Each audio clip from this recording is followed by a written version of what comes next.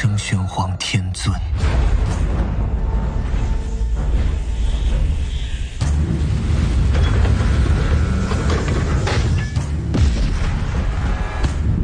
Jumpa lagi dengan Albara. Kita lanjutkan cerita Lord of the Mysteries. Jangan lupa share, like, komen, dan subscribe. Penguasa misteri bab 156, Melissa yang berpandangan jauh. Dan aku membayar 2 kali lipat untuk formulasi badut. Dan semua ini karena awalnya aku ingin diberi imbalan 2 kali lipat untuk pekerjaan yang sama yang telah kulakukan. Lupakan saja, aku tidak punya kesempatan untuk menyebutkan bahwa aku sudah memiliki formula ramuan si badut. Klein menarik napas dalam-dalam dan memaksakan senyum, berkata, "Semoga aku bisa lulus ujian dengan lancar." Dia sangat senang dengan keputusan Dun agar dia tetap menjaga gerbang Canis.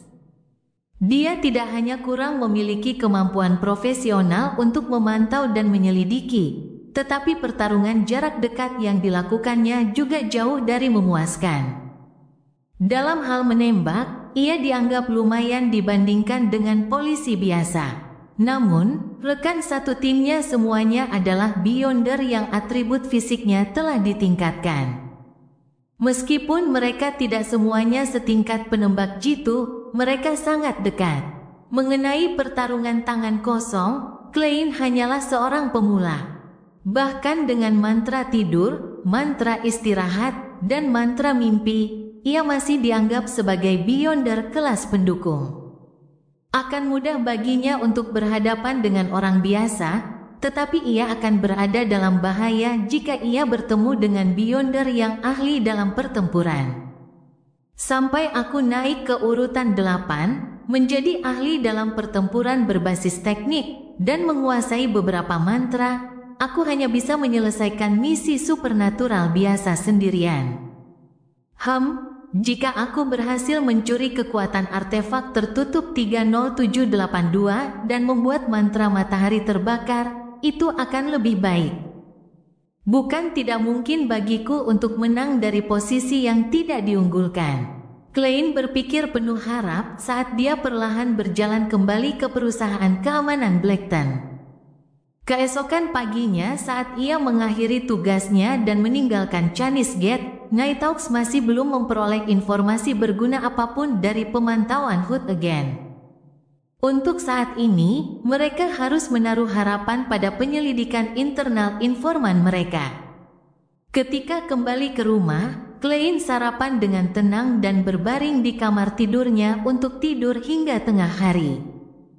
Dia terbangun secara alami, mandi, dan berjalan ke lantai pertama, mengikuti aroma masakan. Melissa sedang menyiapkan makan siang. Klein menatap Benson yang sedang membaca koran di ruang tamu. Benson menurunkan koran dan berkata, "Ya, dia kedatangan tamu hari ini. Aku ingin dia mengobrol dengan tamunya sementara aku menyiapkan makan siang. Namun, dia tidak percaya pada masakanku dan membawa tamu itu ke dapur." Kasar sekali, Benson. Kamu benar-benar berhasil menyadari dengan cepat bahwa Melissa membenci kemampuan memasakmu. Klein menahan keinginannya untuk tertawa dan berjalan menuju sofa satu dudukan sambil bertanya, "Tamu Melissa?" "Ya, kau pasti mengenalnya. Elizabeth, kami bertemu dengannya di jamuan makan malam Selena." Benson mencondongkan tubuhnya ke belakang dan terus membaca korannya dengan nyaman. Bukan hanya di jamuan makan malam saja. Dia datang berkunjung secara sungguhan. Klein menoleh ke arah dapur dengan ekspresi tertegun. Tepat pada saat itu, Melissa berjalan keluar sambil membawa beberapa piring dan Elizabeth mengikuti di belakang, juga mengenakan celemek. "Klein, kamu sudah bangun? Aku hanya berencana membangunkanmu." Melissa meletakkan piring-piring di meja makan dengan gembira sambil berkata, "Ini Elizabeth. Kamu kenal dia?" "Halo, Klein." Wajah Elizabeth yang manis memancarkan senyum yang indah saat dia menyapanya. Klein menjawab dengan lembut dan sopan.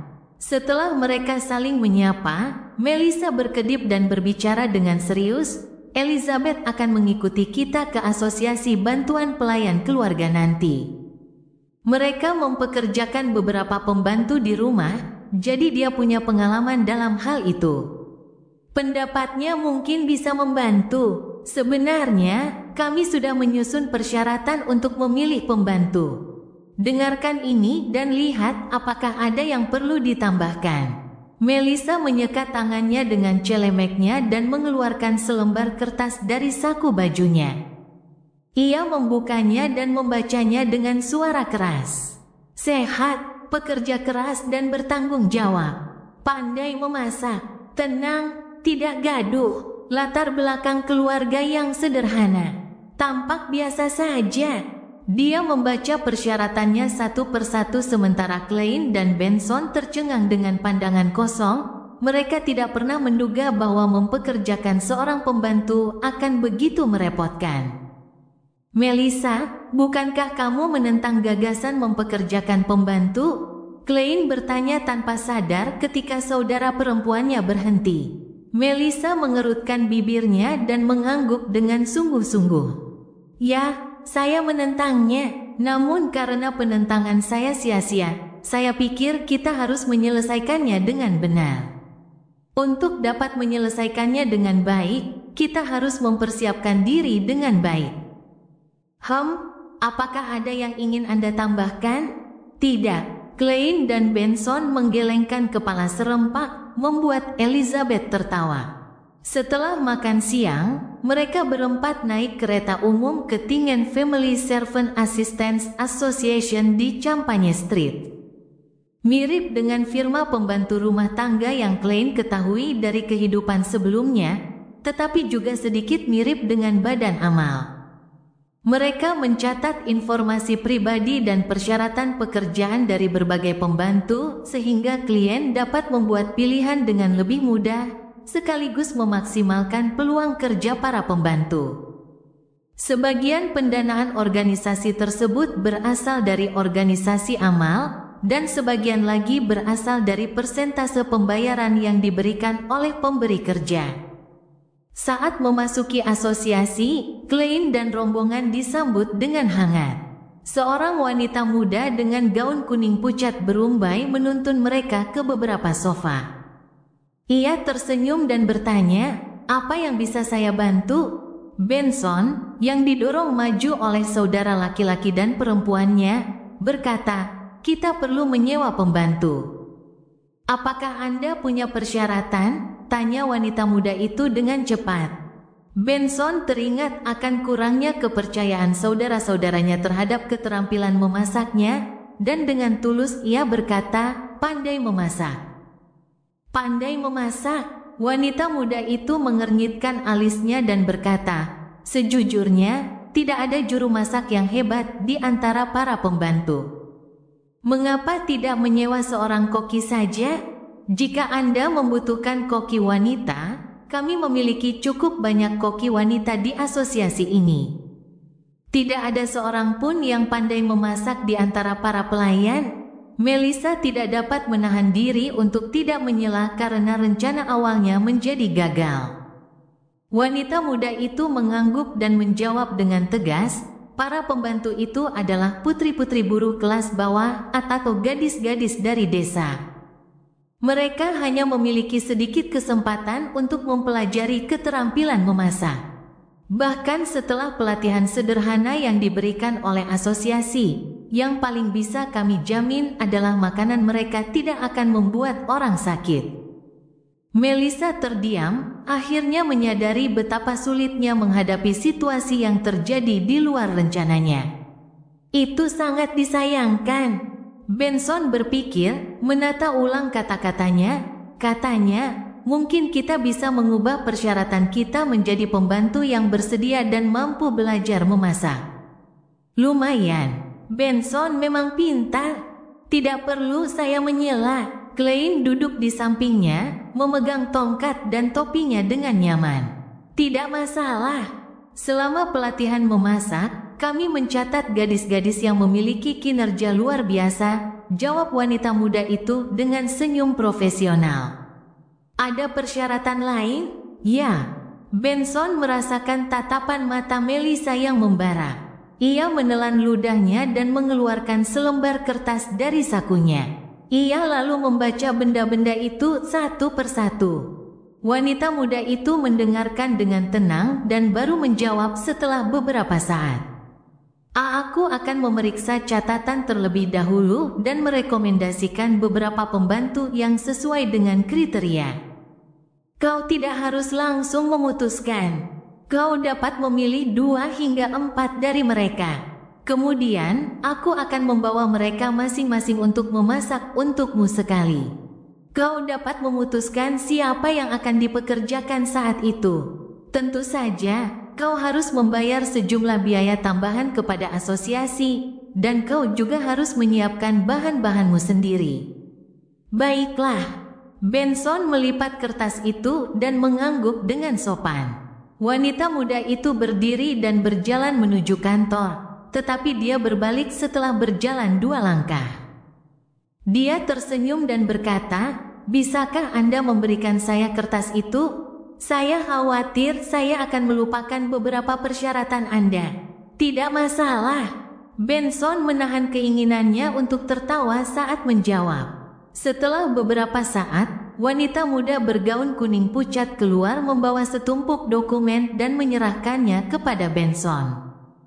Informasi tersebut berisi nama asli masing-masing pembantu, tanggal lahir, situasi keluarga, deskripsi wajah, status kesehatan, pengalaman masa lalu, ciri-ciri terkait, gaji yang diharapkan, dan informasi lainnya. Memanfaatkan kesempatan ketika Benson dan Melissa sedang membaca informasi tersebut, Elizabeth mendekati Klein dan bertanya dengan lembut, "Apakah kamu tidak punya persyaratan apapun?"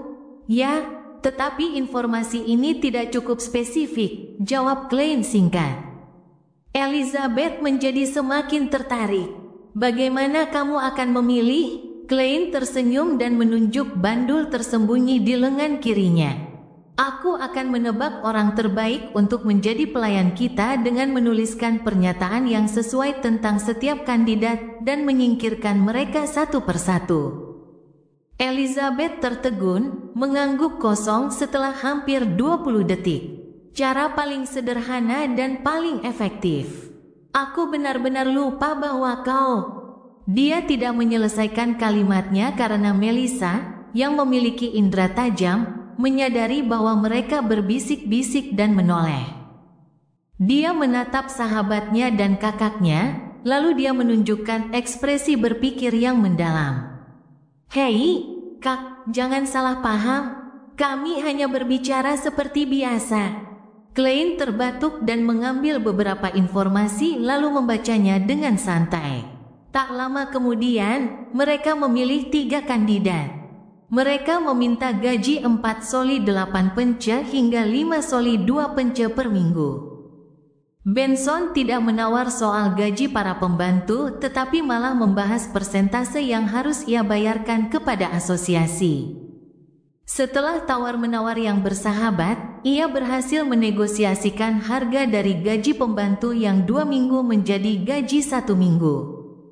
Namun, ia harus membayar biaya transportasi sebesar 1 soli agar mereka dapat membawa pembantunya untuk mencoba memasak. Setelah itu, Elizabeth mengucapkan selamat tinggal kepada ketiganya dan pergi sementara saudara-saudaranya naik kereta umum kembali ke Daffodil Street. Dalam perjalanan pulang, Klein mulai merasa tidak nyaman dengan tatapan tajam Melissa. Sesampainya di rumah, ia langsung menuju ke lantai 2. "Klein," Melissa memanggilnya dengan nada serius setelah mempertimbangkannya dengan saksama. Ia berkata, "Jika kau ingin bertunangan dengan Elizabeth, kau harus bekerja lebih keras." Ayahnya adalah seorang pengusaha penting, dan ibunya adalah putri seorang baron. "Tunggu, bertunangan? Kapan ini terjadi?" Klein menatap adiknya dengan bingung. Seberapa jauhkah jangkauan kekhawatirannya? Penguasa misteri bab 157, barang impiannya. Tidak, kami tidak. Klein tidak sempat membalas sebelum Benson menyela sambil tersenyum. Meskipun Elizabeth memang masih sedikit muda dan keluarganya jauh lebih luar biasa daripada keluarga kami, menurutku kalian berdua cukup cocok satu sama lain. Namun, kalian mungkin harus menunggu beberapa tahun lagi. Dia masih belajar di sekolah negeri dan ingin masuk universitas. Pernikahan seharusnya menjadi sesuatu yang perlu dipertimbangkan hanya setelah 6 hingga 7 tahun. Tentu saja, kalian bisa bertunangan lebih cepat dari itu. Tidak bisakah kalian berpikir sejauh itu?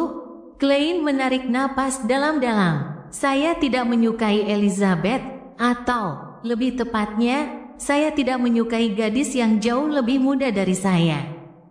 Saya lebih menyukai gadis yang lebih dewasa. Sejujurnya, aku bisa menerima siapa saja yang usianya masih terpaut cukup jauh, hanya saja tidak sekarang. Tambahnya dalam hati dengan jengkel. Kau suka gadis yang lebih dewasa? Melissa mengernyitkan alisnya. Kalau begitu, kau harus segera menyelesaikan masalah pernikahanmu. Klein tidak bisa memahami lompatan logika adiknya. Dia bertanya dengan bingung, kenapa? Melissa menjelaskan dengan serius, kamu akan berusia sekitar 25 tahun saat kamu selesai menabung untuk pernikahanmu. Gadis-gadis yang lebih dewasa darimu akan menikah atau bertunangan saat mereka mencapai usia tersebut. Apakah kamu ingin mengejar seorang janda? Apa-apaan ini? Pikir Klein dalam bahasa Mandarin sambil memasang ekspresi kosong. Benson tersenyum dan membantah adiknya, Melissa, kamu tidak mengerti. Di zaman sekarang, tidak jarang melihat wanita berusia 30-an yang belum menikah atau bertunangan di kelas menengah. Mereka sebagian besar adalah pengikut Dewi, dan semuanya memiliki kemampuan untuk memenuhi kebutuhan mereka sendiri. Mereka lebih suka melajang daripada terjebak dalam pernikahan yang tidak memuaskan mereka. Ya, begitulah yang kubaca dari majalah Family. Begitukah? Melissa adalah gadis berusia 16 tahun. Dia tidak memiliki pemahaman yang baik tentang hal-hal seperti ini. Melihat saudara-saudaranya tersadar dari percakapan itu, Klein terbatuk dan berkata, yang kumaksud dengan kedewasaan adalah kondisi mental mereka. Mereka tidak perlu lebih tua dariku. Lebih jauh, orang yang seharusnya mengkhawatirkan pernikahan mereka adalah Benson. Maafkan aku, kakak. Aku tidak punya pilihan lain. Dia meminta maaf dalam hatinya. Melissa terdiam sejenak, lalu mengangguk dengan berat. Benar sekali. Benson baru saja akan menguraikan masalah perkawinan kelas menengah ketika tiba-tiba dia menggigil. Dia menatap saudara perempuannya yang sedang menatapnya dan berkata, sekarang aku berada di titik balik dalam hidupku. Aku harus mencurahkan seluruh perhatianku untuk belajar. Aku hanya akan yakin mengejar gadis idamanku ketika aku telah menemukan pekerjaan yang memuaskanku dan memiliki cukup tabungan. Hanya dengan begitu aku akan dapat memberinya kehidupan yang baik.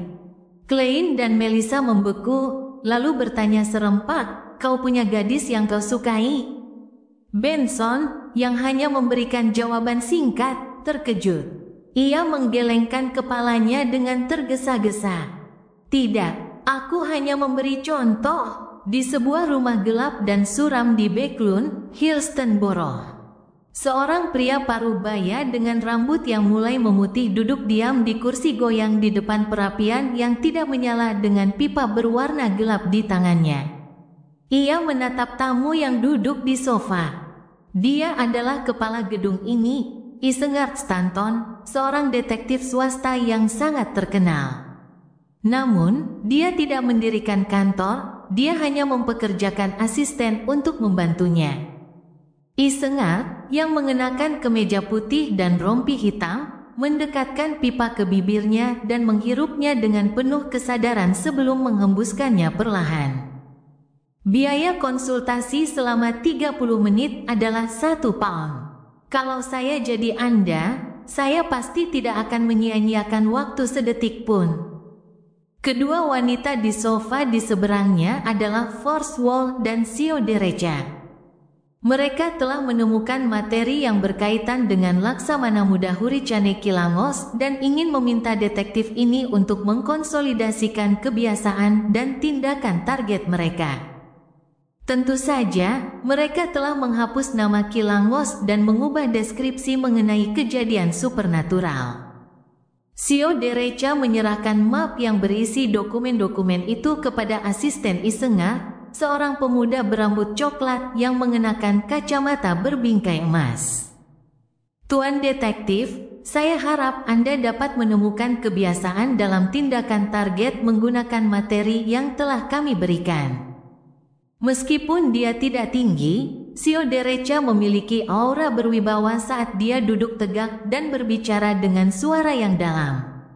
Isengar menatapnya dan menerima berkas dari asistennya. Ia membuka map itu dan mengeluarkan materi di dalamnya. Dia meletakkan pipanya dan berkonsentrasi membaca halaman demi halaman tanpa melewatkan satu pun halaman. 10 menit kemudian, pria ini mengetuk gagang pintu perlahan-lahan. Target terobsesi dengan angin. Dia tidak akan tinggal lama di daerah yang tercemar di Backlund, ibu kota debu.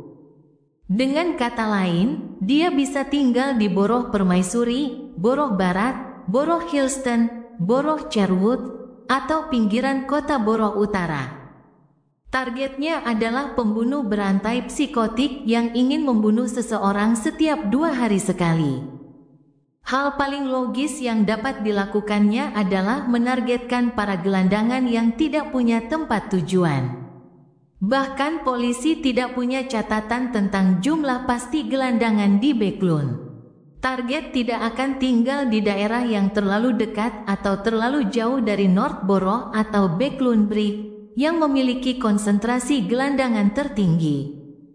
Tindakan seseorang yang tidak canggih untuk mencari korban yang terlalu dekat dengannya. Itu tidak sesuai dengan deskripsi Anda.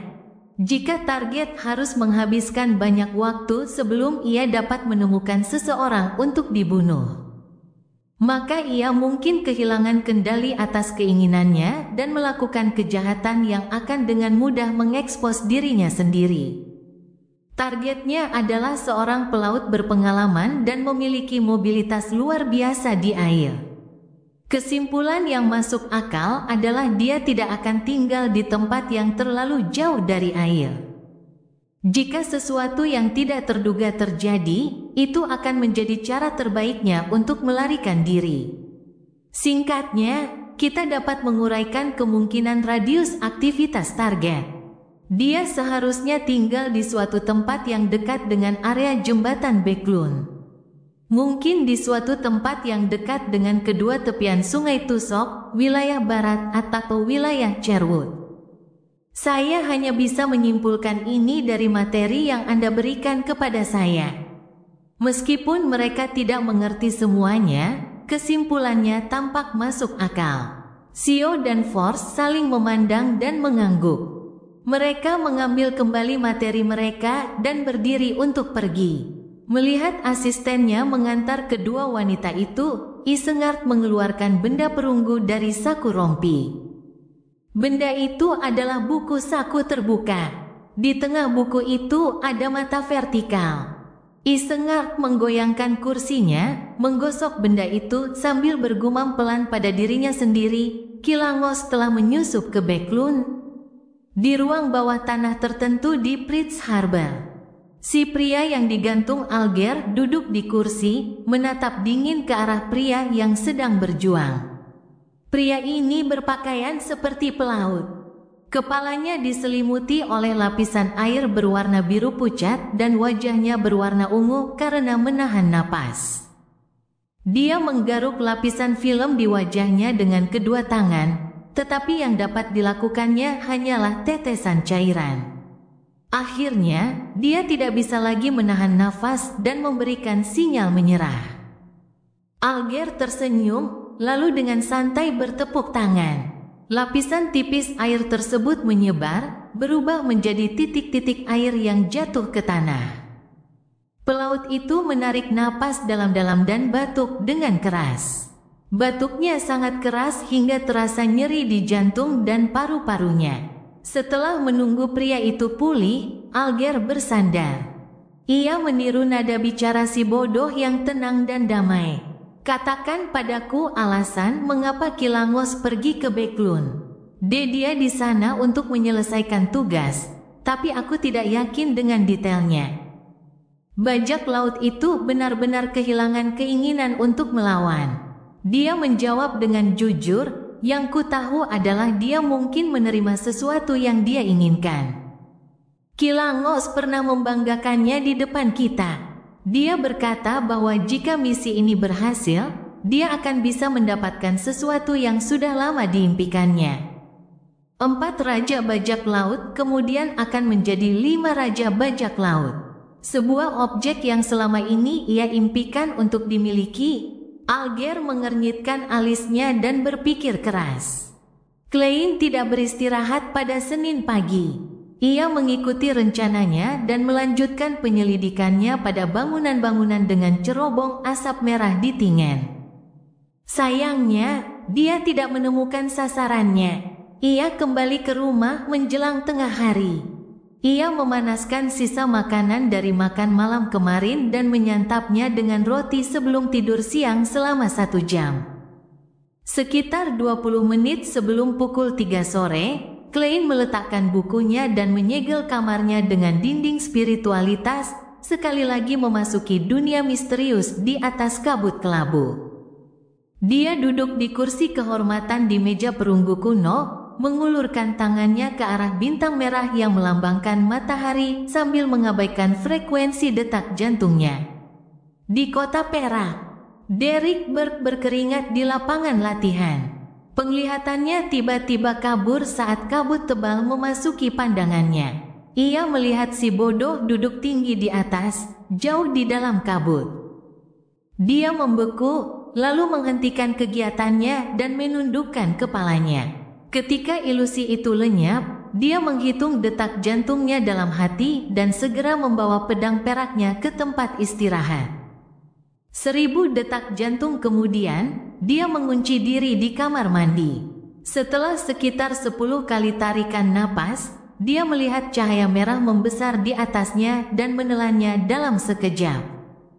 Di atas kabut kelabu, Klein bersandar ke kursinya dan mengetuk gigi geraham kirinya 2 kali untuk diam-diam mengaktifkan penglihatan rohnya. Dia melihat bahwa warna berbintik-bintik di dalam tubuh eter matahari telah berubah menjadi murni, mirip dengan cahaya fajar. Dia tersenyum dan berkata, "Selamat, Tuan Bar." Pada saat yang sama, ia melihat bintang-bintang di belakang kursi matahari bergeser dengan cepat, berubah menjadi simbol matahari. Ia berubah tanpa kemauanku, seolah-olah ia adalah pantulan matahari. Selain itu, selain istana, meja, dan kursi, benda-benda yang kuciptakan tidak dapat dipertahankan setelah aku meninggalkan dunia ini. Benda-benda itu sangat istimewa. Pasti ada banyak rahasia di dunia ini di atas kabut abu-abu. Klein mengamati semua yang ada di depannya sambil merenung. Derek menundukkan kepalanya dan menjawab dengan rendah hati, "Ini semua berkat bantuanmu." Ini baru permulaan. Dia tidak terkejut bahwa si bodoh tahu bahwa dia telah meminum ramuan itu. Klein mengeluarkan jam saku peraknya dan melihat jam. Dia terkekeh dan berkata, "Kalau begitu mari kita mulai pertemuannya. Ingat, frekuensi, atau haruskah saya katakan jarak antara pertemuan harus sama di masa mendatang." Saat berbicara, ia membuat koneksi dengan bintang-bintang merah yang melambangkan keadilan dan pria yang digantung sebelum menarik mereka ke istana megah. Audrey melihat pemandangan di hadapannya dan langsung menyambutnya.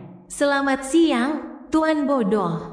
Saya punya selembar buku harian Kaisar Roselle." "Selamat siang, Tuan Sun." Apakah Anda sudah mendapatkan formula untuk telepati?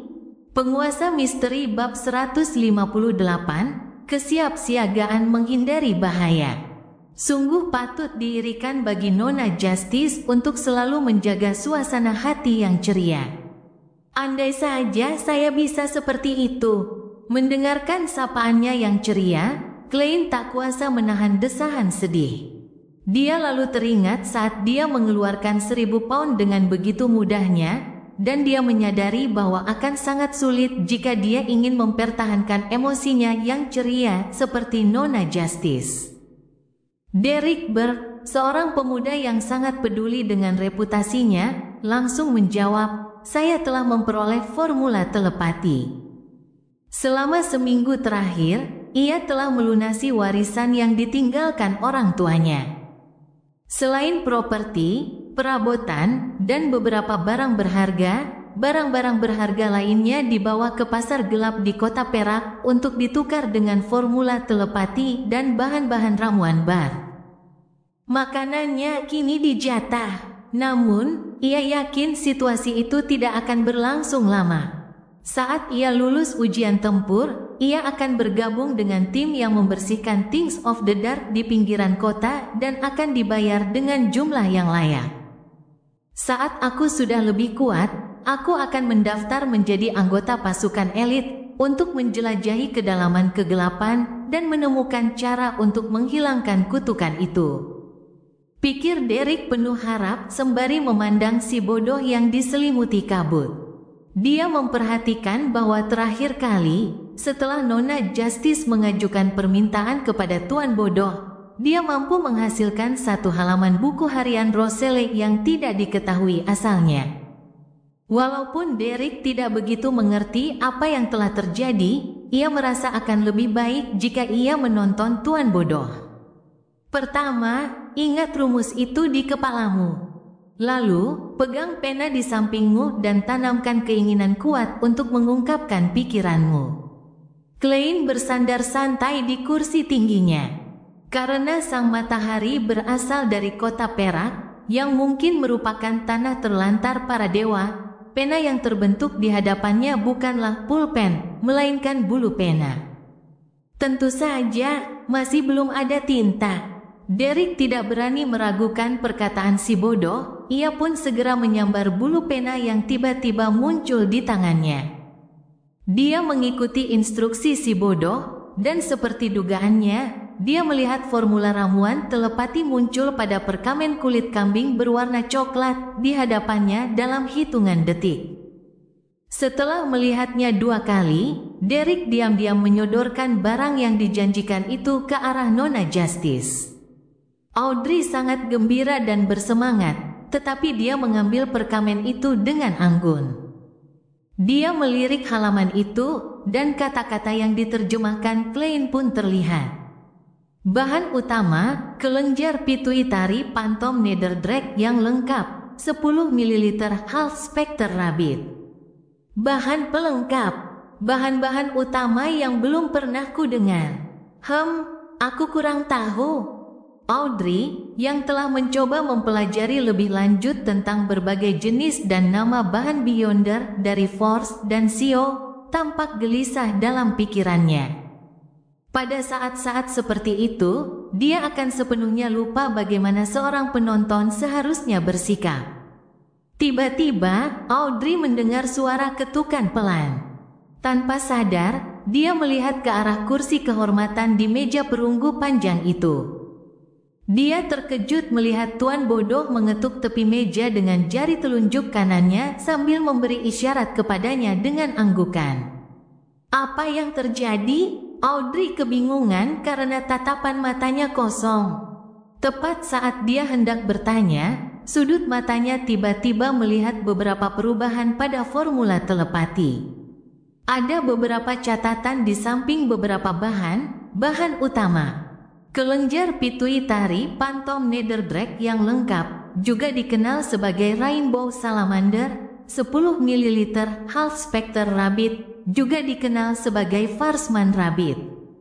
Bahan pelengkap, aku tahu semua ini. Audrey tertegun pada awalnya, lalu ada luapan kegembiraan yang kuat dari lubuk hatinya. Terima kasih, Tuan Bodoh.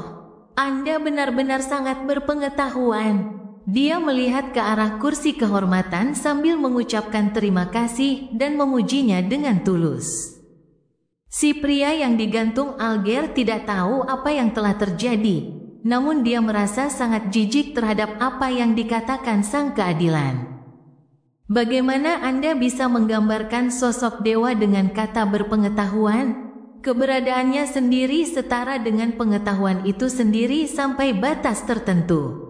Klein menerima pujian Nona Justice tanpa rasa khawatir karena ini bukan sesuatu yang bisa dilakukannya hanya karena ia secara kebetulan menemukan rumus telepati milik alkemis psikologi. Setelah ia menarik matahari ke dalam klub tarot, ia telah mengambil tindakan pencegahan terhadap masalah-masalah tersebut dengan mempertimbangkan keadaan khusus matahari yang berasal dari kota Perak. Ia telah terus-menerus mempelajari terminologi kuno. Oleh karena itu, bahkan jika Dexter Guderian tidak berhasil mendapatkan rumus tersebut tepat waktu, ia dapat membuat notasi dengan mudah. Melalui ramalan dan perbandingan sebelumnya, ia telah memastikan bahwa kedua rumus telepati tersebut akurat. Itulah sebabnya kita berkata, kesiapan mencegah bahaya, pikir Klein dengan puas. Audrey menatap formula telepati beberapa kali lalu menahan pandangannya dengan enggan. Ia kemudian secara pribadi menuangkan buku harian Roselle ke dalam sebuah halaman. Kau pantas menerima ini. Dia meletakkan penanya dan menatap ke arah si bodoh yang diselimuti kabut. Selain ini, aku akan memberikan pengagummu 300 pound lagi. Apakah 300 pound tidak apa-apa? Dia terdengar sedikit bersalah karena 3 halaman buku harian Roselle hanya menghabiskan biaya 20 pound. Sementara rumus serif di urutan 8 membutuhkan 450 pound. Dengan kata lain, dari perspektif matematika sederhana, dia harus membayar 430 pound lagi di atas 3 halaman buku harian itu. Namun, Audrey merasa bahwa berkat keberuntungannya, si penjual tidak mengetahui nilai buku harian Roselle. Hal itu memungkinkannya untuk membelinya dengan harga murah. Buku harian Kaisar Roselle harganya setidaknya 50 pound per halaman. Audrey mengepalkan tangannya dan menyemangati dirinya sendiri. 300 pound? Sampai hari ini, aku hanya melihat uang sebanyak itu di tempat Sir de Wayfield. Klein menghela napas dan pura-pura tidak tertarik pada uang sambil mengangguk dan berkata, kesepakatan yang masuk akal. Ini adalah informasi pengagumku. Ia menghindari berbicara tentang istilah-istilah seperti bank Beklun dan rekening anonim secara lisan melalui mulut si bodoh karena istilah-istilah itu merusak citranya. Ia membuat istilah-istilah itu muncul di perkamen di hadapannya. Klein sempat mengunjungi cabang Tingen Bank Beklun Rabu lalu saat menyelidiki rumah-rumah dengan cerobong asap merah. Ia menyamar dan membuka rekening bank anonim. Akun tersebut hanya mengharuskan seseorang untuk menghafal nomor rekening dan kata sandi yang sesuai agar dapat menarik uang tunai dari cabang Beklun Bank manapun. Jika seseorang merasa bahwa hal itu tidak cukup aman, ia juga dapat meminta untuk menambahkan verifikasi tanda tangan dan sidik jari. Namun, itu akan lebih merepotkan. Untuk menjaga kerahasiaan identitasnya, Klein meninggalkannya dengan kata sandi.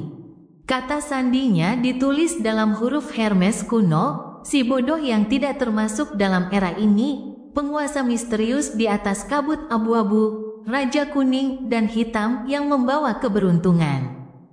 Karena Hermes kuno itu sendiri dapat digunakan untuk ritual dan doa, siapapun yang berani menyalin kata sandinya akan melafalkan namaku. Kemudian, aku akan segera menerima sinyal dan dapat dengan mudah mengetahui siapa yang mencoba mencuri kekayaanku dari dunia di atas kabut abu-abu. Klein sangat puas dengan ide yang muncul dalam benaknya. Satu-satunya kekurangannya adalah hal itu akan sedikit mengungkap keberadaan The Fool, tetapi risikonya masih dalam kisaran yang dapat diterima. Audrey mendorong halaman buku harian itu ke Tuan Bodoh sambil mengambil perkamen berisi informasi tentang pemuja si bodoh. Tercatat di sana adalah Bank Backlund dan sejumlah angka yang membentuk rekening bank anonim. Aku penasaran apakah pengagum Tuan Bodoh itu laki-laki atau perempuan, dan dia termasuk dalam urutan yang mana. Dia pasti sangat kuat, setidaknya tidak lebih lemah dari Laksamana Muda Huri Cane Kilangos. Audrey tidak dapat menghentikan pikirannya yang terus mengembara. Tetapi dia dengan cepat memusatkan perhatian dan mengingat cerita anonim itu. Tidak perlu repot-repot, tepat saat itu, dia mendengar suara si bodoh yang rendah namun lembut. Saat kamu sampai di rumah, ucapkan namaku dan kamu akan dapat langsung menuliskan informasinya. Ini sama saja seperti saat aku menggambar pemandangan cerobong asap merah lewat ramalan. Nomor rekening sangatlah penting, kau tidak boleh salah mengingatnya. Klein menambahkan dalam benaknya, itu juga berhasil. Dari kata-kata Tuan Bodoh, dia tampak sangat percaya diri. Dia memenuhi statusnya sebagai sosok dewa jika dia bisa melakukan ini. Audrey tertegun pada awalnya sebelum menyadari bahwa semuanya tampak masuk akal. Tapi, kenapa tadi aku harus menghafal rumusnya?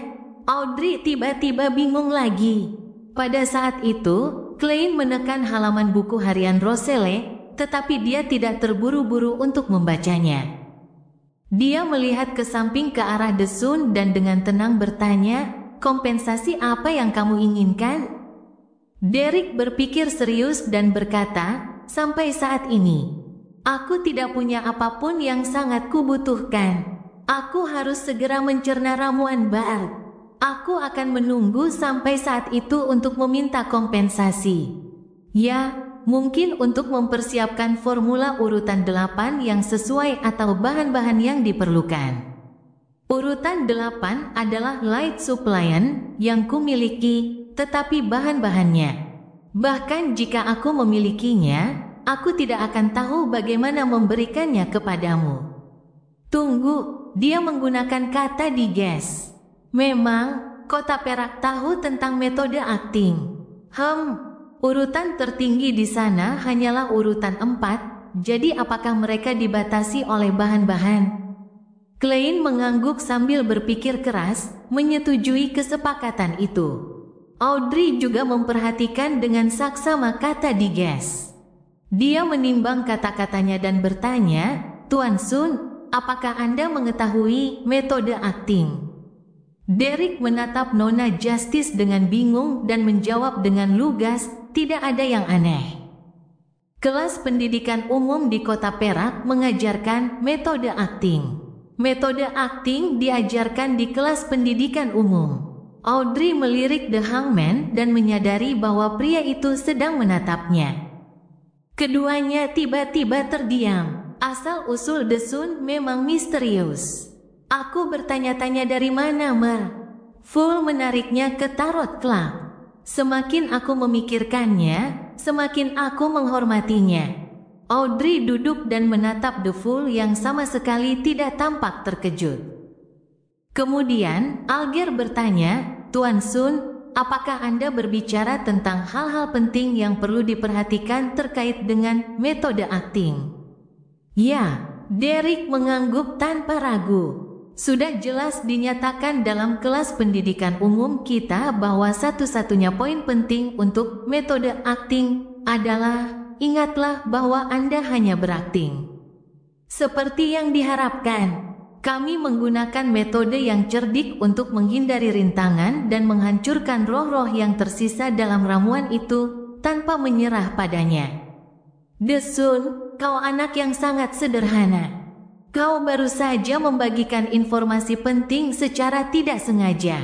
Klein tersenyum dan menatap halaman buku harian di hadapannya. Penguasa misteri bab 159, pemberian dan pengorbanan.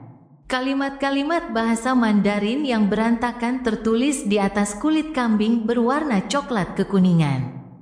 Tanggal 2 Agustus. Ini lebih dalam dari yang kubayangkan. Sejarah memang sesuatu yang bisa dimanipulasi dengan mudah. Tanggal 5 Agustus. Hari ini aku menyaksikan kemampuan seorang Beyonder High Sequence. Sungguh menakutkan. Ada perubahan kualitatif yang terjadi pada mereka dalam aspek tertentu, seolah-olah mereka telah berubah menjadi dewa. Tidak heran kita menggambarkan mereka sebagai demigod, meskipun menurutku menyebut mereka makhluk legendaris lebih tepat. Tanggal 6 Agustus, ada yang aneh terjadi. Mengapa 7 gereja utama bersikap aneh terhadap ramuan? Di urutan rendah hingga menengah, mereka tidak hanya menyediakan bahan utama bagi mereka yang berhasil maju, tetapi mereka juga cukup murah hati untuk membagikan formula dan menunjukkan proses yang dibutuhkan untuk membuat ramuan. Mereka juga akan menjelaskan secara rinci jika diperlukan ritual untuk membuat obat. Namun ramuan yang sudah jadi adalah satu-satunya hal yang mereka sediakan bagi mereka yang maju ke urutan yang lebih tinggi. Ini tidak masuk akal. Bukankah mereka seharusnya merahasiakan formula untuk ramuan urutan yang lebih rendah dan memberikan ramuan yang sudah jadi kepada kandidat karena relatif mudah untuk mengumpulkan bahan-bahan yang diperlukan dan membuat ramuan tersebut? Sedangkan untuk ramuan urutan yang lebih tinggi, bukankah mereka seharusnya membagikan formulanya dan membuat anggota yang menjanjikan mencari bahan-bahan tersebut karena sulitnya mendapatkan bahan-bahan utama? Pasti ada rahasia tersembunyi di balik ini. Tanggal 9 Agustus. Peristiwa 2 hari terakhir ini membuatku merasa tidak nyaman. Aku memulai revolusi industri dengan tanganku sendiri dan secara pribadi mengantar masuknya era uap dan mesin. Tetapi ini akan menciptakan kondisi yang diperlukan bagi dewa jahat untuk turun ke dunia ini. Apa maksudnya? Kondisi yang diperlukan agar dewa jahat turun ke dunia ini? Klein mengernyitkan alisnya. Jari telunjuknya mengetuk tepi meja kuno. Apakah Tuan Bodoh menghadapi masalah yang sulit? Apapun yang dapat mengganggunya pasti sesuatu yang lain. Audrey menatap pemimpin yang tertutup kabut tebal dan menafsirkan keadaannya melalui bahasa tubuhnya. Klein memang sedang merenungkan masalah yang berkaitan dengan eselon atas, tetapi ia tidak menemukan jawabannya. Ia mempertimbangkan kemungkinan menggunakan ramalan untuk memperoleh semacam wahyu. Ya, mustahil untuk meramalkan sesuatu yang berguna dengan kalimat-kalimat yang sederhana seperti itu. Aku bukan seorang nabi. Bagaimana jika aku meramalkan dengan pernyataan, kondisi yang diperlukan agar dewa jahat turun ke dunia ini? Rasanya terlalu berisiko. Dewa jahat mungkin tidak seseram matahari terik abadi, tetapi kemampuannya mungkin jauh lebih misterius. Mungkin ia dapat melacak ramalan itu kembali kepadaku. Tidak ada cara untuk meramalkan seberapa besar risiko yang akan kuambil jika aku meramalkan pernyataan itu. Lagi pula, hanya meramalkan apakah sesuatu menimbulkan bahaya berbahaya jika melibatkan dewa-dewi. Saya akan mengingat pertanyaan ini dan berusaha lebih keras dalam pengamatan. Pengaturan gereja mengenai ramuan memang misterius. Aku ingin tahu rahasia macam apa yang mereka sembunyikan. Mungkin aku akan menerima beberapa petunjuk tentang itu begitu spirit medium, bukan? Spirit guide Dali diangkat menjadi uskup agung atau diaken berpangkat tinggi dan memasuki inti gereja. Deskripsi Roselle membuatku menantikan kekuatan High Sequence Beyonders. Banyak pikiran berkelebat dalam benaknya sebelum Klein berhenti mengetuk tepi meja kuno dan menatap Justice, The Hangman, dan The Sun. Sekarang Anda dapat memulai diskusi dengan bebas. Alger segera berkata, Tuan Bodoh, Nona Keadilan, saya menerima informasi baru. Laksamana Muda Huricane Kilangos menyusup ke Beklun untuk menyelesaikan misi yang sulit. Dia mungkin tinggal untuk waktu yang lama dan menciptakan tragedi yang mengerikan. Selain itu, saya tahu bahwa insiden ini melibatkan item yang sangat penting, item yang akan memungkinkan Kilangos dengan cepat menjadi Beyonder urutan tinggi. Cepat menjadi Beyonder High Sequence? Apakah dia tidak takut kehilangan kendali atas dirinya sendiri? Tanya Audrey sambil berpose sebagai penonton. Kilangos hanya seorang sekuens 6 yang diberkati angin, jadi masih ada sekuens di antara dia dan sekuens 4. Alger sudah menduga pertanyaan ini. Ia menjawab dengan jujur, itulah mengapa benda itu penting baginya. Tentu saja, itu hanya kesimpulanku. Informasi yang kuterima seperti ini, Kilangos percaya bahwa begitu dia menyelesaikan tugas dan mendapatkan objek itu, dia akan setara dengan Nas, Raja 5 Lautan.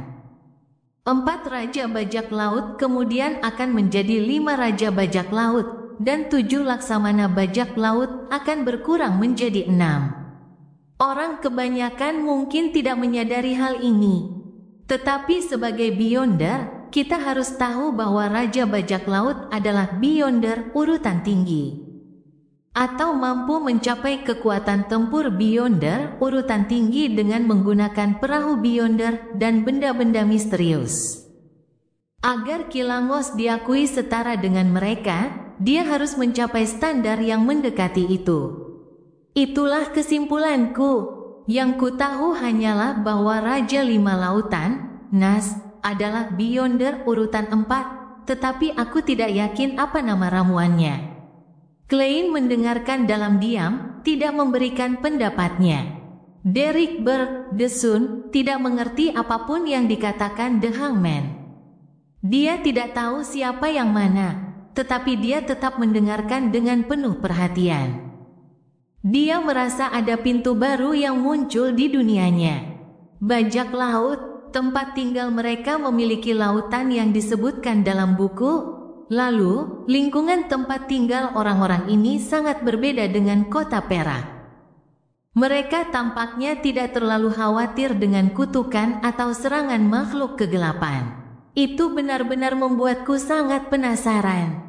Tapi, Tuan Bodoh pernah menyuruhku untuk tidak bertanya tentang rahasia orang lain. Itu tindakan yang sangat kasar. Derek berpikir dalam hatinya, sekali lagi mengamati pria yang digantung dan keadilan. Deduksimu sangat masuk akal. Tentu saja, itu juga bisa menjadi benda misterius yang bisa bertahan melawan Beyonder berurutan tinggi, jawab Justice sambil tersenyum. Si pria yang digantung menatap si bodoh yang diselimuti kabut.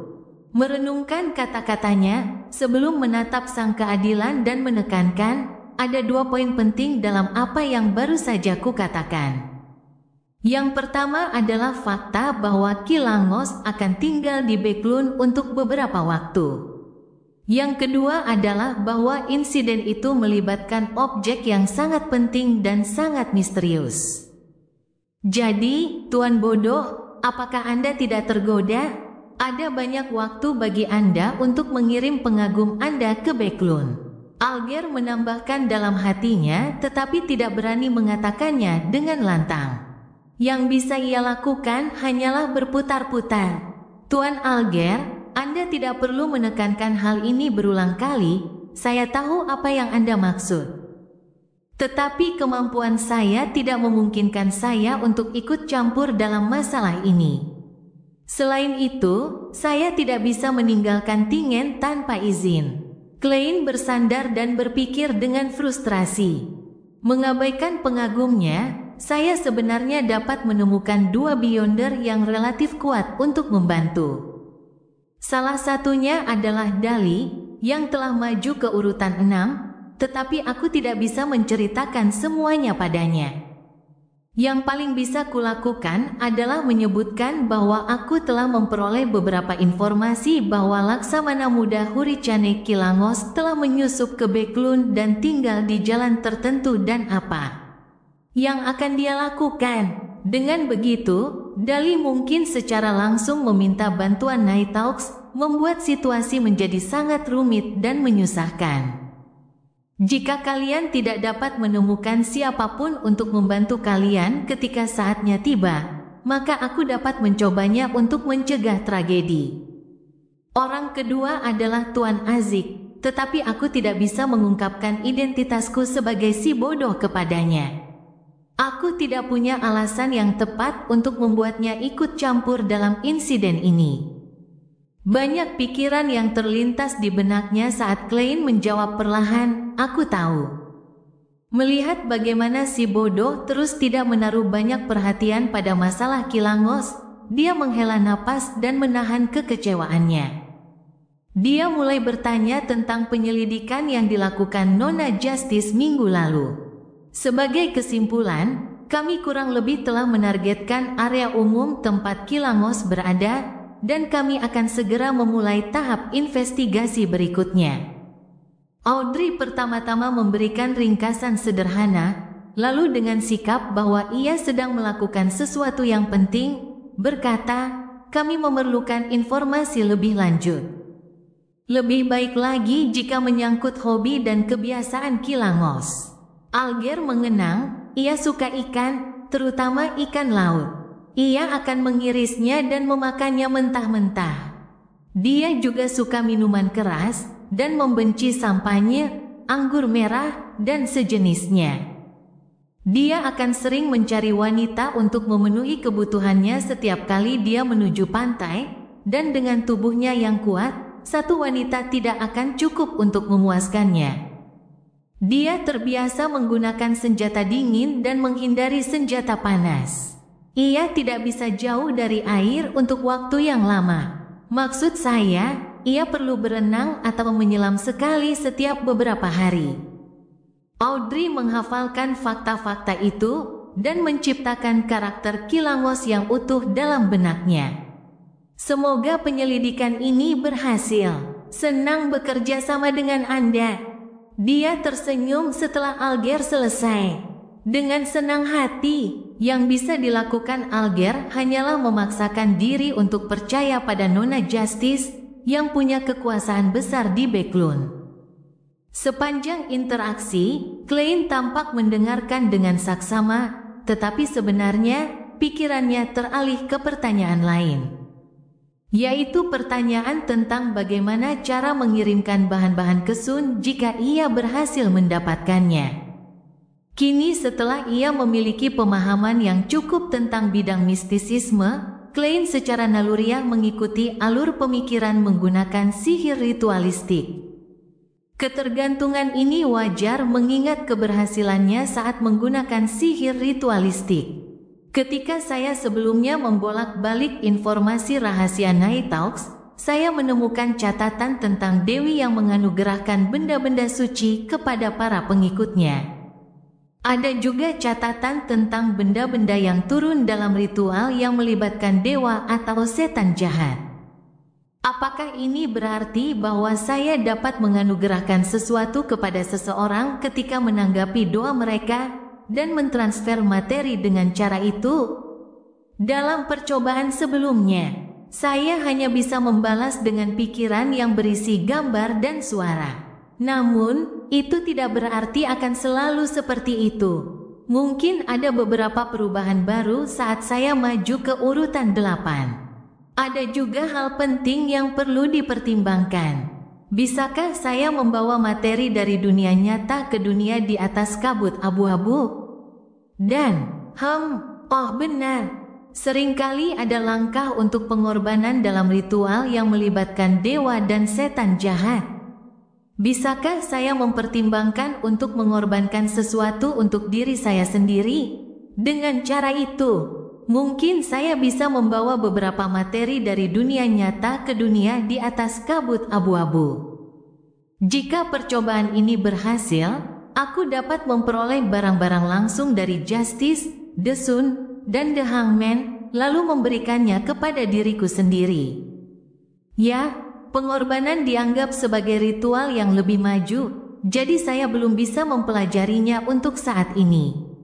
Hal terpenting yang harus saya lakukan sekarang adalah meningkatkan kemampuan saya. Klein menahan pikirannya dan sekali lagi mendengarkan pembicaraan anggota lainnya. Dia mendengarkan saat diskusi mereka beralih dari kilangos ke karakteristik monster tertentu. Beberapa waktu kemudian, dia tersenyum. Baiklah, kita akhiri saja untuk hari ini. Sesuai keinginanmu, sang matahari, sang keadilan, dan sang pria yang digantung berdiri bersamaan. Setelah memutuskan hubungan para anggota, Klein segera turun dari kabut dan meninggalkan ruang misterius itu. Ketika dia kembali ke kamarnya, dia menyingkirkan tembok spiritualitas dan membuka tirai jendela oril, membiarkan sinar matahari masuk. Ada dua hal penting yang harus dilakukan minggu ini. Yang pertama adalah menjalani pemeriksaan dan maju ke urutan 8. Yang kedua adalah membuat mantra matahari terbakar. Kekuatannya mungkin lebih tinggi dari urutan 7 atau 6. Klein melihat keluar dengan penuh harap. Besok, saya akan menerima laporan tentang gangguan paranormal yang dialami Tuan Azik besok. Penguasa misteri bab 160 memanfaatkan peluang. Selasa pagi, setelah menyelesaikan kurikulum mistisismenya, Klein tidak mencari sudut yang tenang untuk membaca perbandingan nama kuno dan modern atau ringkasan kasus Night Talks. Dan malah tinggal di ruang istirahat untuk bermain kartu dengan Leona, Kenley, dan Royal. Saya hanya memberitahu Tuan Azik untuk menciptakan kesempatan bagi saya untuk mengeluarkan artefak tertutup 30782. Itu masih tergantung pada keterampilan improvisasi saya untuk memanfaatkan kesempatan itu. Pikiran Klein tidak tertuju pada kartunya, jadi dia bermain dengan sangat buruk. Dia kehilangan 5 soli dalam 1 jam, dan dia merasakan tekanan. Dia berencana untuk berkonsentrasi pada permainan untuk memulihkan sebagian uangnya. Setelah membeli berbagai bahan untuk mantra matahari terbakar kemarin sore, simpanan uang pribadinya berkurang hingga kurang dari 1 pound sekali lagi.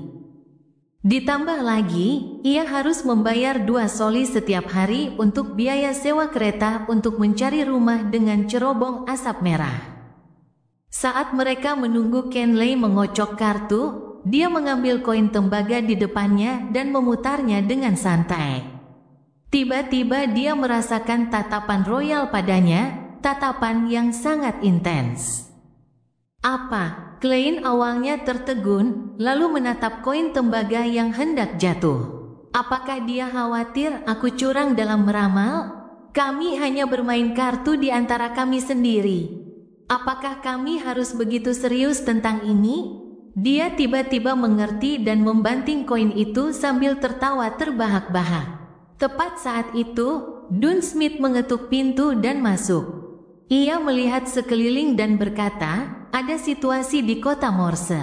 Leonard, tolong tangani. Kota Morse? Klein merasa pikirannya tersentak saat dia berpura-pura bertanya dengan rasa ingin tahu, Kapten.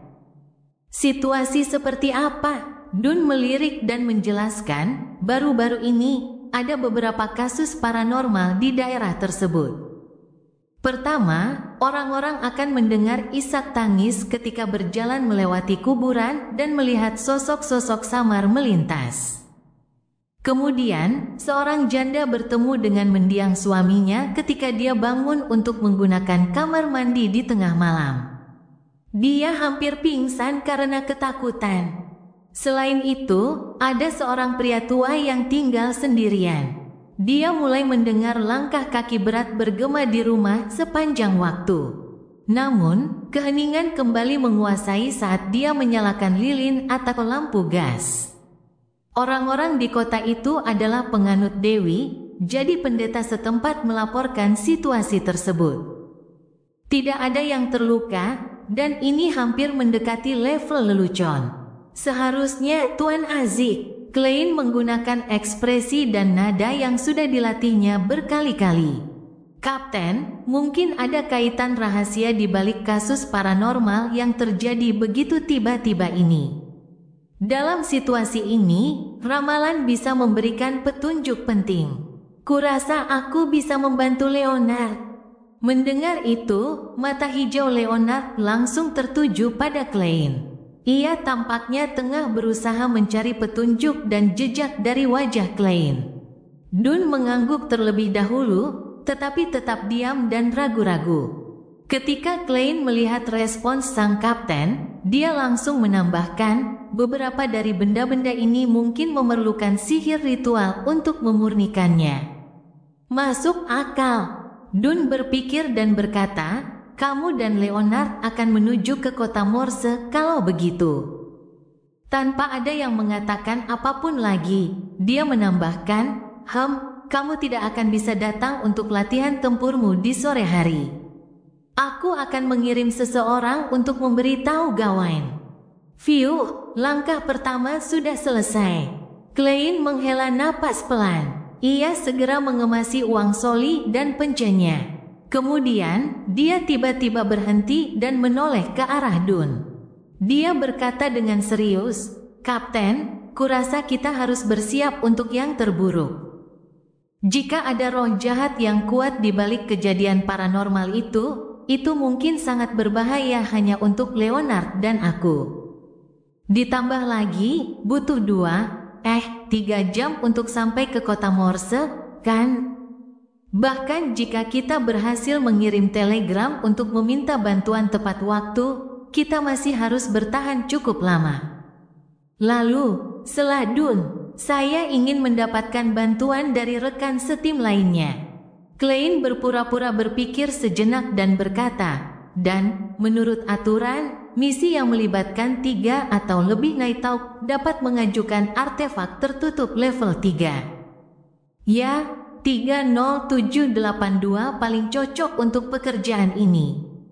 Mendengar itu, Leonard tertawa dan berkata, itulah gayamu. Hati-hati, waspada, tidak mau ambil risiko. Kau tampaknya menyiratkan bahwa aku seorang pengecut. Aku adalah orang yang menatap langsung ke matahari abadi yang terang. Klein berpura-pura tidak mendengar Leonard dan menatap Dun Smith dengan sungguh-sungguh. Kapten, apa pendapatmu? Kita harus lebih berhati-hati terhadap kecelakaan apapun. Akhir-akhir ini terlalu banyak kebetulan. Dun mengangguk sambil berpikir dan menatap kedua rekan setim lainnya. Kenley, bergabunglah dengan Leonard dan Klein dalam perjalanan mereka ke kota Morse.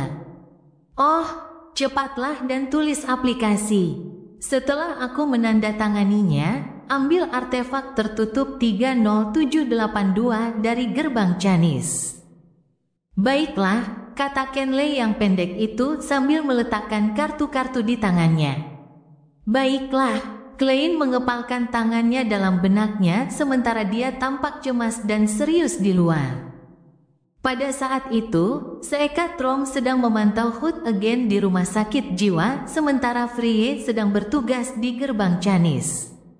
Klein meninggalkan ruang rekreasi dan mengenakan tuxedo hitamnya. Ia mengambil topi dan tongkatnya, lalu menunggu bersama Leonard untuk Kenley di tangga yang terhubung ke ruang bawah tanah. Tidak ada seorang pun di sana, dan suasananya sangat sunyi. Leonard tiba-tiba menoleh ke arah Klein dan berkata, menurutku, sebaiknya kau menyerah pada mimpi-mimpi yang tidak realistis. Apa? Jawab Klein bingung. Leonard melangkah maju dan berdiri di tepi tangga. Ia menatap ke dalam kegelapan tangga. Bahkan saat menjalankan misi, mustahil bagimu untuk menemukan rahasiaku dan memahami keunikanku. Bro, bisakah kau berhenti berpikir terlalu tinggi tentang dirimu sendiri? Apa kau pikir aku melamar misi ini untuk memata-mataimu? Aku bahkan tidak punya pikiran seperti itu. Klein tertawa kecil, tercerahkan. Bagaimana kamu bisa begitu yakin bahwa keunikanku tidak akan membantu mengungkap rahasiamu? Ekspresi Leonard berubah serius, tetapi kemudian dia tersenyum dan berkata, itu akan terjadi. Ya, aku akan menunggumu menemukannya nanti. Saat aku mengumpulkan lebih banyak informasi dan barang, aku akan pergi ke dunia di atas kabut abu-abu untuk membantumu melakukan ramalan. Sama-sama, Klein berpikir sinis dalam benaknya. Tak lama kemudian, Kenley yang berbadan kecil membawa lambang suci matahari bermutasi menaiki tangga berkelok. Ketika Klein merasakan kehangatan dan kemurnian yang unik, dia diam-diam menghela napas lega. Dia tahu bahwa dia akhirnya menyelesaikan langkah pertama dan tersulit dalam rencananya untuk menyedot kekuatan darah ilahi matahari abadi yang berkobar. Kemudian, mereka bertiga meninggalkan perusahaan keamanan Blackton dan berjalan menuju jalan Zotland. Mereka berjalan menuju kereta kuda milik Nighthawks. Apakah efek pemurnian akan mengganggu kuda? Kenley tiba-tiba bertanya dengan cemas. Saya tidak ingin kuda yang hanya bisa memuji matahari menarik kereta. Dia telah menjadi Nighthawk lebih lama dari Klein, tetapi dia jauh dari berpengalaman. Tidak, artefak tertutup 30782 hanya memurnikan makhluk hidup dengan tingkat kecerdasan tinggi. Klein merendahkan suaranya sebagai tanggapan.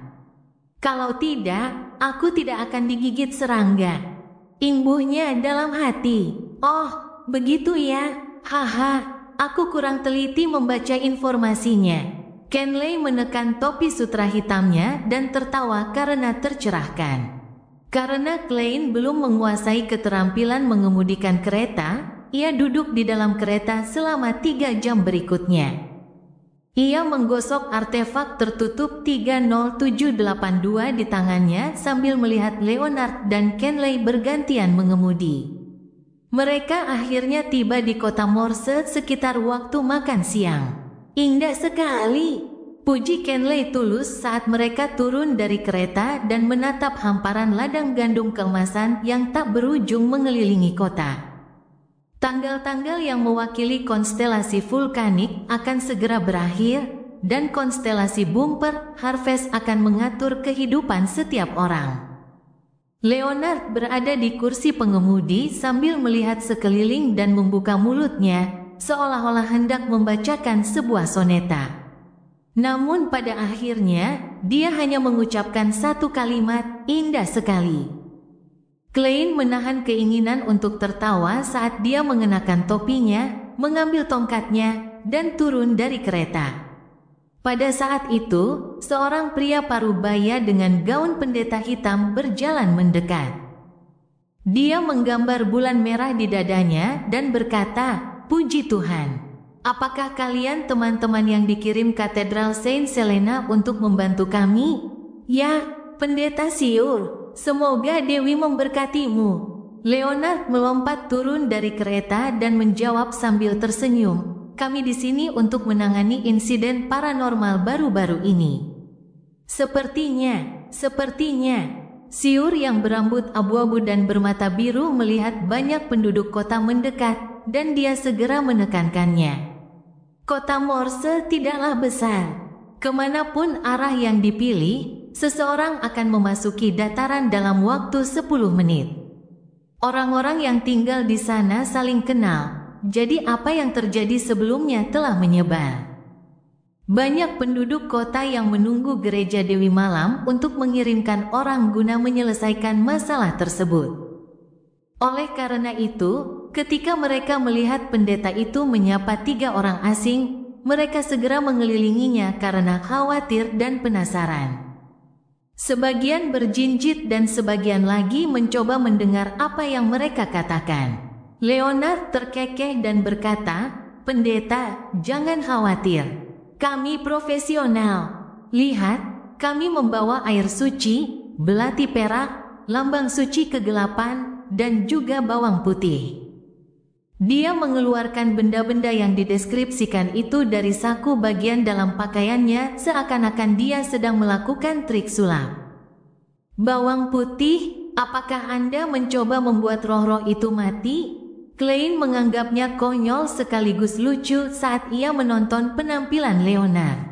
Siur tampak bingung, dan dia bahkan mulai curiga bahwa Katedral Saint Selena telah mengirim sejumlah penipu.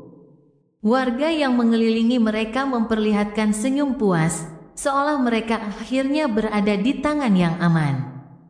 Leonard mendekati pendeta Siur dan menjelaskan dengan lembut ke telinganya, mereka percaya pada hal-hal ini.